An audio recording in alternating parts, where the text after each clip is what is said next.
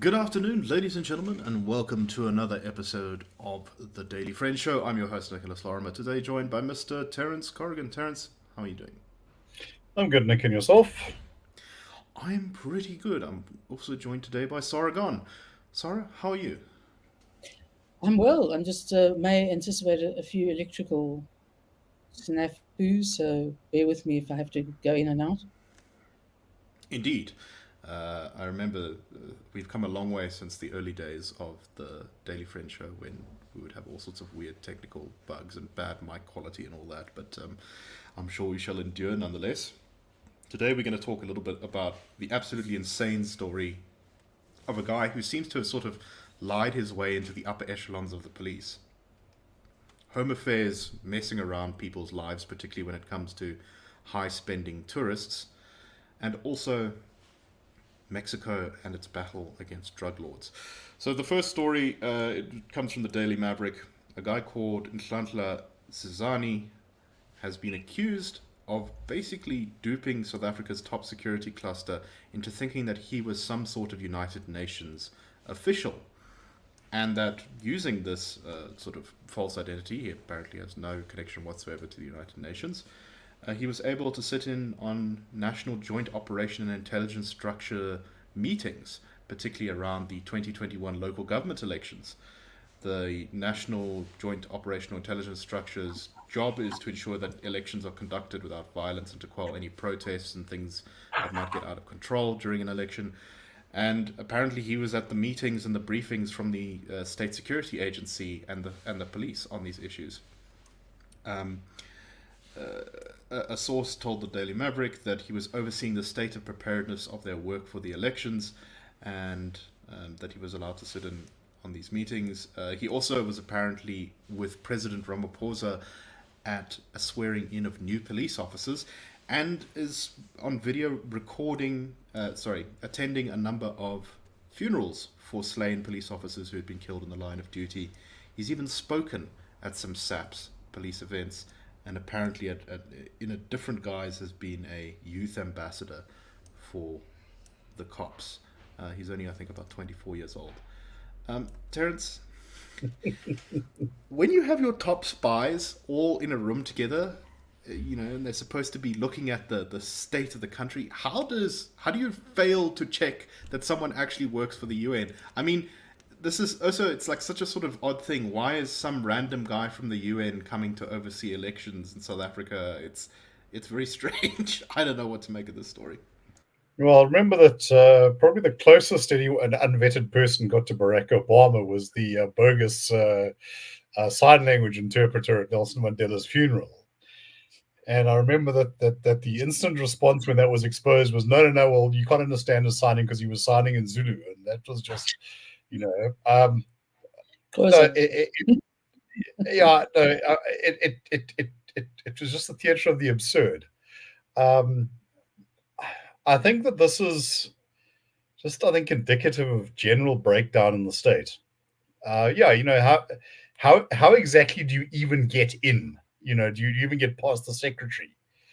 Surely you have to have some sort of credentials or paperwork or biometric card or something. But I don't know.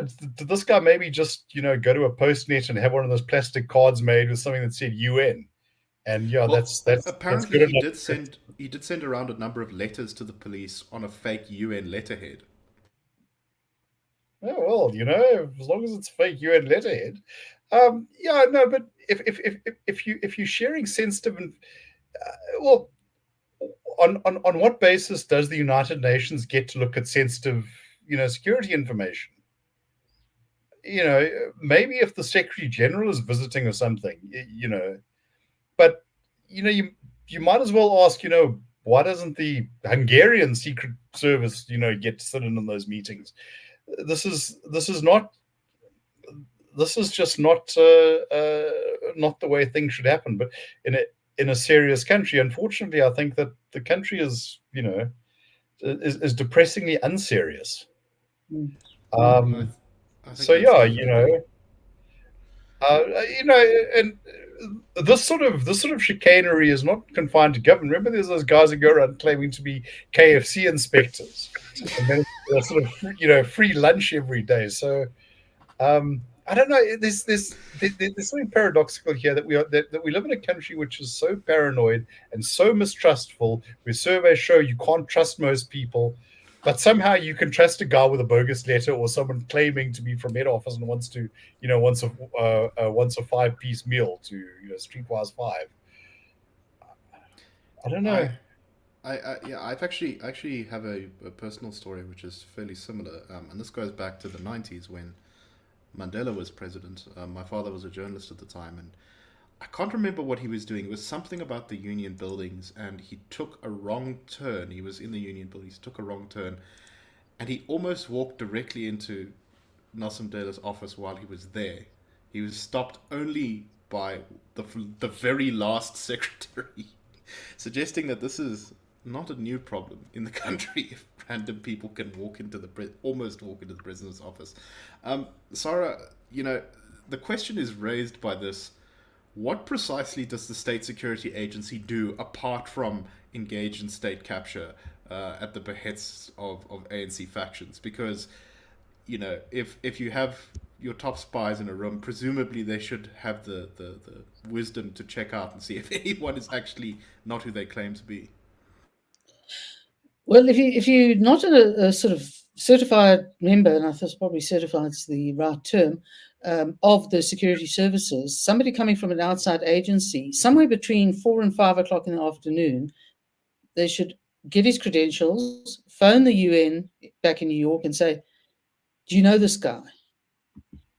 And I mean, you don't even have to. You can even write an email and say, "Do you know this guy?"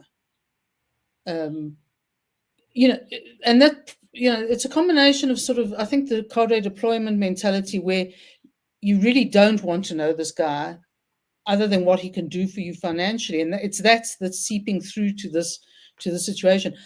I mean, on the funny side, you've got to give the man credit. He's rather nice. He's rather easy on the eye, shall we say? And he clearly, judging by the photographs that would put up on this article, he really wanted to boost his Facebook social media presence.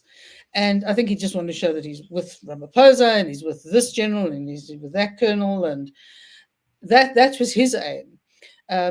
It's not clear, unless I've missed it, that he actually passed any information on to people. I think from his point of view, it was just there to boost his own credentials, which in many ways he did, intentionally and unintentionally.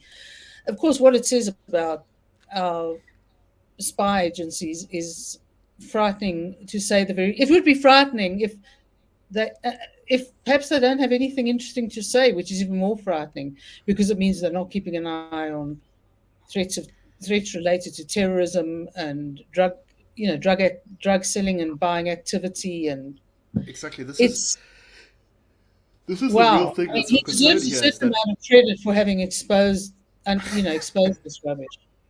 exactly. Um, I think what this really shows is how lucky we are that, for example, there isn't a major terrorist threat against the country. And, there's been some threats from, I think, the Islamic State in Mozambique, or what do they call themselves? Islamic State East Africa, something like that, um, against the South African government. And I think we've probably, you know, been lucky so far because as it turns out, if someone really had a sort of thought through and complex plan to mess up South Africa's government or to infiltrate it at the highest levels, apparently it's not that difficult.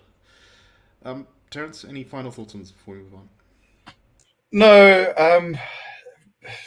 there's it's half tragedy and half farce. Yeah, I think that's about right. But and Um, I think the maybe what you can take away from this is that this in this particular case it was probably quite benign and more to do with, as you say, the guy wanting to boost his Facebook page than subvert the state. yes, indeed. Uh, okay, let's move on to our next story. Speaking of farce, and this is the state of home affairs. So this is a story that just keeps coming back into the news, and it is the incredible difficulties that people are having with the visa system in order to come to South Africa. I know that I think last year we talked about how the e-visa system wasn't working properly, or most visas that were applied for were expiring, which is, shall we say, not optimal. And now there is a warning from the Department of Home Affairs that people who have come here on a 90-day visa and who have applied for an additional 90 days extension may be forced to leave the country by the end of February if their visa application has not been processed in time.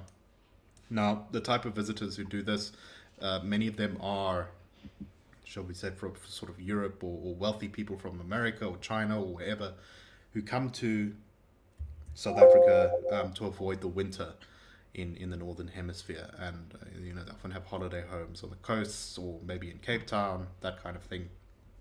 And so they're very valuable tourists, the ones who get these sort of 90 days plus 90 days visas. And having them declared undesirable and forced to leave the country means, firstly, they're not going to spend, the money and time here that they normally would.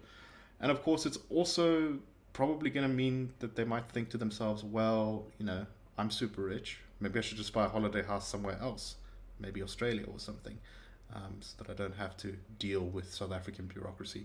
Sara, the city of Cape Town criticized the Department of Home Affairs, saying that the free advertising that Cape Town's gotten recently by being voted in one of the best tourist destinations in the world is being squandered by the Department of Home Affairs' inability to do some of the basics. What do you make of this? Well, one of the independent news channels in Britain has a show on Fridays called Plank of the Week, where a panel discusses who deserves to be the Plank of the Week. And there's some regulars like Prince Harry and the Mayor of London. Well, I think the Department of Home Affairs probably would fill that slot a few times. We've mentioned on this show before that the Home Affairs computer system operates 60 times slower than the average bank. Now, why would the Department of Home Affairs, which has capacity problems in every respect, which makes people's lives a complete and utter misery, not just give people year-long visas, 6-month-long visas, or something meaningful? Because having 3 monthly visas versus 6 monthly visas or 12 monthly visas, I very much doubt has any impact on Home Affairs, on the terrorist threats to our country, etc., etc. Do like much of the civilized world does, and have you get your visas. It's otherwise it's just an incompetent money-making racket. And I think Home Affairs' motto should be, if you have value, or if you're of value, we will stuff you around, close quote. It's, I mean, I have no words for Home Affairs. Actually, I've had words for Home Affairs, but, intellectually, I have no words for Home Affairs. So, if you go and you look at a list of countries that can come to South Africa without a visa, it's almost like we've drawn up the sort of opposite list of what you'd need for visa-free travel to South Africa. You've got countries like Angola, Barbados, El Salvador, Fiji, Kosovo. These are countries that can come to us visa-free without needing a visa. Pakistan, Peru. But the only sort of wealthy countries in this list are places like South Korea and Singapore. And that's kind of about it. I guess also Russia as well. So it seems like our visa regime, if we wanted to actually attract tourists, is completely backwards. Why should people from a very wealthy country like the US or the UK or something need to go through this annoying visa process in order to just come here and spend money? Terence, what are your thoughts on this? Well, look, my understanding was that for short-term visits, those countries were visa free. I'm not sure, so I could be wrong. However, what strikes me here, two things. First of all, that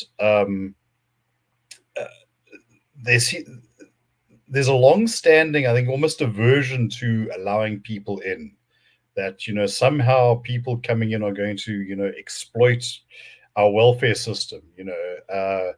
That they should be controlled, and shouldn't overstay their welcomes. Now, any country, of course, has the right, and I would say the duty to protect its borders and their integrity. But we seem to do that just at the points where yeah. Uh, where it's in a sense least needed. Someone coming in on an airplane is probably coming in, through a proper procedure. Someone walking um, over a river in Limpopo is doing something different. And I don't think that we've been able to grapple with either.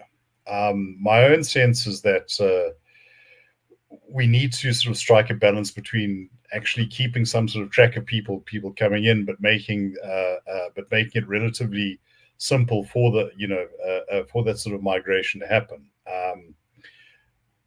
Look, and it's a complicated and a very sensitive issue, But the other thing is that I think Home Affairs manages to fail a lot of people, because the sort of foundational document to living in this country is your, if you're a South African citizen, is your ID book. Now, as it happens, I've had 2 encounters with Home Affairs in the last 3 weeks, two different offices. Both times the system has been offline and nothing could be done. And there are queues and queues of people, many of whom have booked appointments. Once you've booked your appointment, it becomes very difficult to book another appointment, because the system, which is not working, will recognize you as having already had your appointment. Um, Now, that can be absolutely crippling to people's lives in South Africa. In fact, during the course of my second attempt to interact with Home Affairs, the branch manager came out and announced that there was a problem, and then he gave this sort of lecture to people. Yes, we have all these people coming and saying, yes, my kid's in matric, and now they need their ID, but you went on vacation during December, where you should have come and applied. That's all well and good, but when you are here, and as I was during the holidays, and the system is offline, that's just really not good enough. There was a case, I think it was in the early 2000s, when an off-duty soldier literally took people hostage in I think it was the Harrison, I think it was then the Harrison Street Home Affairs office, because he'd been trying, for years to get hold of an ID book, and no one would, and he just couldn't get it. So this is desperation to which he was driven. And I think a lot of our systems are premised on the idea that we have great systems, you have technologically sophisticated systems, and they'll take out human error, but they're all built on a very, very shaky a very shaky foundation. And actually, I was musing, when the system was offline, I wonder if the system we had back in the 1990s, where they would take your fingerprint with ink, and you fill the form out in longhand. If they couldn't have just processed people, and then when the system eventually comes back on, they couldn't just stick these into it. So I Yeah. got slightly muddled earlier when I was talking about the visas.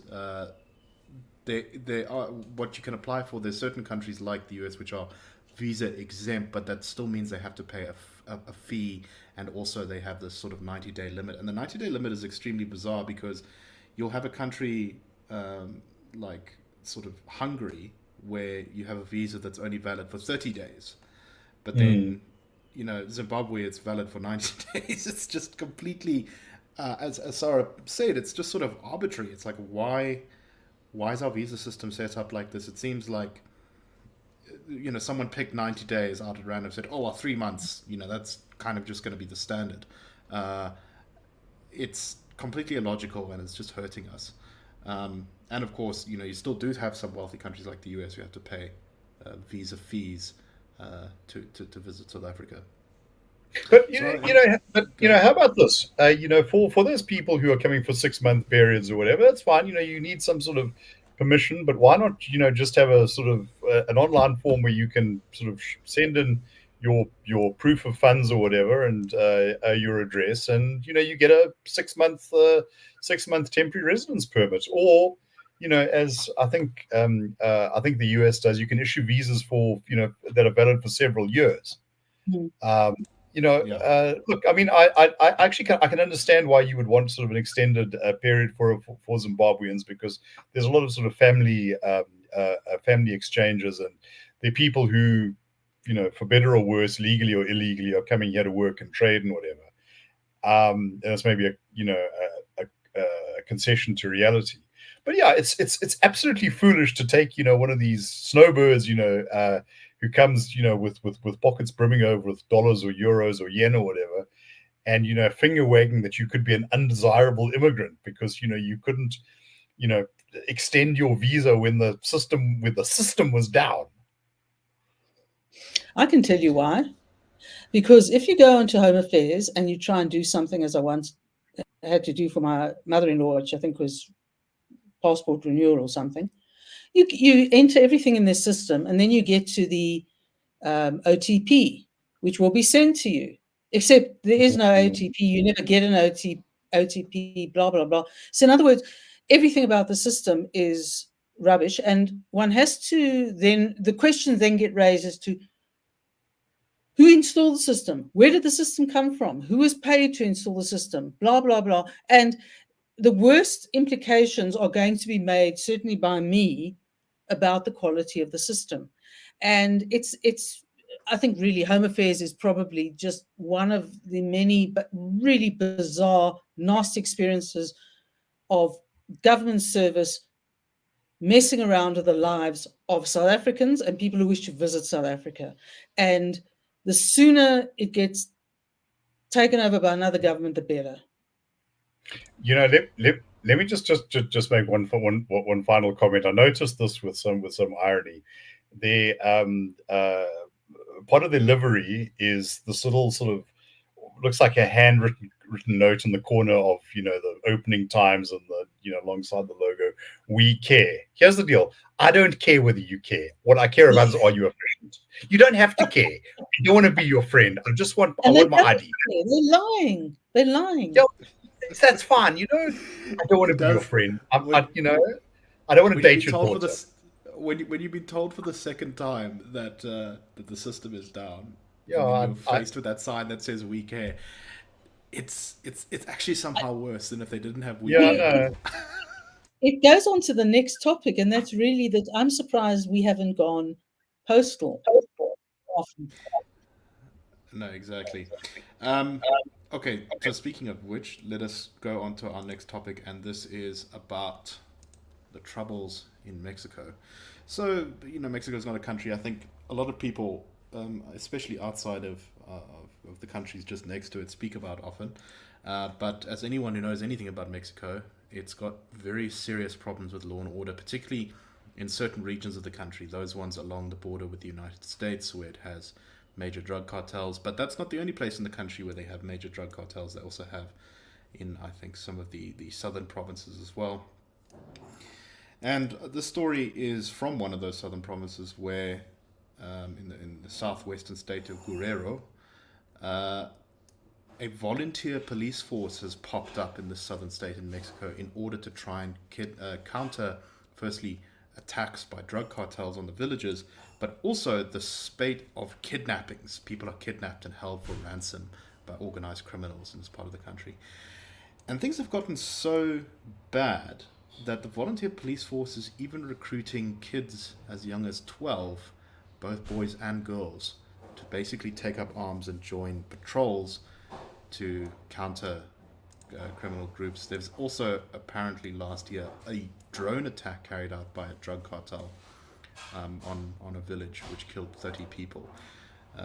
So at this point, the distinction between an organized crime group and like a sort of secessionist revolutionary militant group that I think has become very blurry. People interviewed for this, the kids are armed with a mixture of rifles and sticks, have their faces covered. One of the teenagers told a television station that interviewed him, "We cannot study because of lawlessness." And he went on to say, "We're not allowing them to kidnap us anymore, or for people to keep disappearing." So there's certainly some lessons I think we can draw from this. Terence, you had some thoughts on this issue. Yeah, look, I think this is the inevitable nature of wars of vacuum. People, I think, are naturally drawn towards some form of order. Where the state cannot provide it, into that vacuum will come whatever can. That's vigilantism. Now, I have a lot of sympathy for a community faced with something like that. Those narco cartels are effectively states. Um, you know, and they're not just a Latin American affair. A place like Guinea-Bissau is effectively run like that. The penetration of our state by organized crime is a real problem. But yeah, so what else? What else do you do? And the problem, of course, comes in that where limited training exists, or where this is premised on often a very emotive and visceral reaction. Lots and lots of things can go wrong. Now, on this show a couple of years ago, we discussed a story where the ANC Youth League wanted to arm its cadres with shambucks to defend schools, and I thought, well, what can possibly go wrong here? And yeah, you've got Panyaza Nasufi wanting to issue guns to his crime wardens. Placing a lethal weapon in anyone's hand is an awesome responsibility.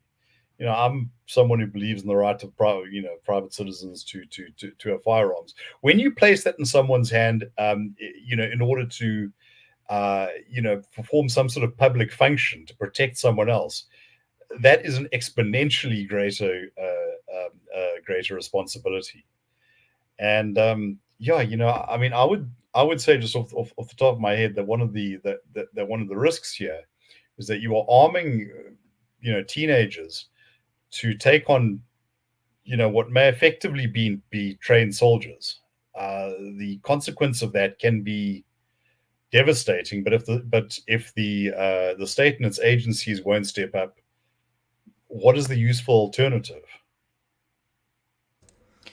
So, I mean, militias are a very serious problem, and once they sort of form, they're very difficult to get rid of. They're very unpleasant. So, you'll have a country like Iraq, which has, of course, been plagued with all sorts of political chaos for the last couple of years. And it does actually sort of have kind of free elections. It does have changes in the parliament. Elections do matter there. But they are severely hampered in political freedom because almost every single political party in the country has a militia. And so at some point, even if you have a vote or something, there's a limit to how much anyone can change, because things can very quickly dissolve into civil war violence if anyone sort of rocks the boat too much, or tries to reform things, or get rid of warlords, or that kind of thing, which is, of course, a very terrifying place to be in. So I must say, I agree with Terence completely that when you're giving people weapons, it needs to be a very considered process, which is why I'm not such a huge fan of Panyaza Lesufi's one, because I don't trust that the crime wardens initiative has been has been thorough enough to train people. But Sara, what do you make of this issue? Well, the tragedy's been clearly described, but you're looking at usually poor communities who are caught between one cartel and another. So their choices in the matter are not. They often do not have choices. you work for one or other of the cartels, and that's why they end up getting killed presumably to send messages. I mean, these cartel killings are brutal in the extreme and numerous. So they've been a tragedy for years, and they let them be a lesson to South Africa for what happens when state obligation to protect citizens gets into the hands of construction mafias and all sorts of people. I mean, I think this week it was revealed that the people who were rendered homeless by virtue of that Marshalltown fire are in temporary accommodation close to a Denver hostel, where the Indunas have been coming around for protection money. So, I think the only thing I can say on the light note regarding Mexico is maybe there is hope, because one of the potential, apparently really potential presidential candidates for the next election is a middle-aged Jewish woman. And that might prove, even too much for the cartels to resist. You do not want to take on a determined like a battle axe. Jewish mother. Need I say more? Just on a somewhat serious note, South Africa has this long bloody history, particularly in KwaZulu-Natal. There's a virtual civil war there in the early 90s, and there's been some interesting research about the origins and the progression. There's an academic article about the area around Mbulu, and what is shown there is the way that you had pre-existing sort of friction between clans that kind of morphed into politics, then into factional politics.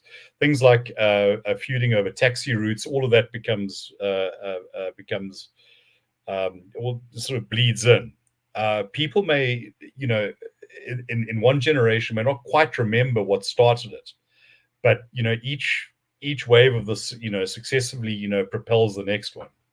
And you develop a culture in which people regard this as the way to solve their problems.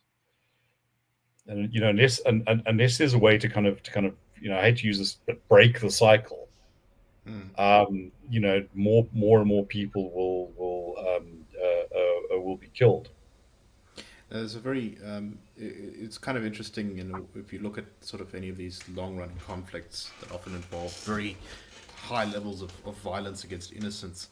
I was actually reading about Nigeria today, and there's been a lot of conflict that's being framed in different ways by different people. Sometimes it's being framed as intertribal conflict, sometimes it's being framed as interreligious conflict between Muslims and Christians. But the core of it is actually originally fighting over grazing rights, because one of the groups is mostly cattle herders and the other group are mostly agriculturalists. But very quickly it starts off as like, oh, you can't graze your cows here. And then it turns into, we need to get rid of all the people who don't share the same religion with us, which is exactly, I think, these things escalate to take on a much more vicious and cruel dimension if you don't nip them in the bud early. Anyway, I think that is all the time we have for today. So we hope you found the show interesting. We will, of course, be back next week. And I hope you all have a wonderful weekend. Cheers.